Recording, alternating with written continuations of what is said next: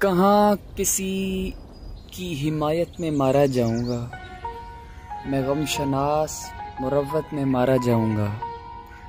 میں مارا جاؤں گا پہلے کسی فسانے میں، میں مارا جاؤں گا پہلے کسی فسانے میں، پھر اس کے بعد حقیقت میں مارا جاؤں گا۔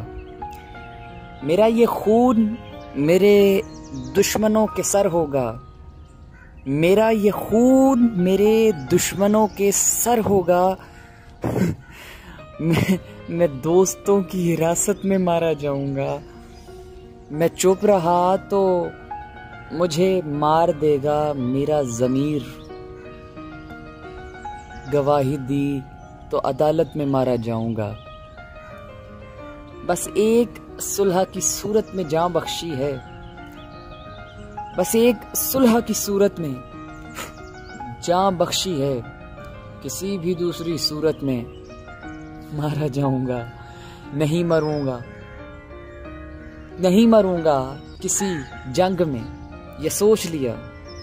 نہیں مروں گا کسی جنگ میں، یہ سوچ لیا۔ میں اب کی بار محبت میں مارا جاؤں گا۔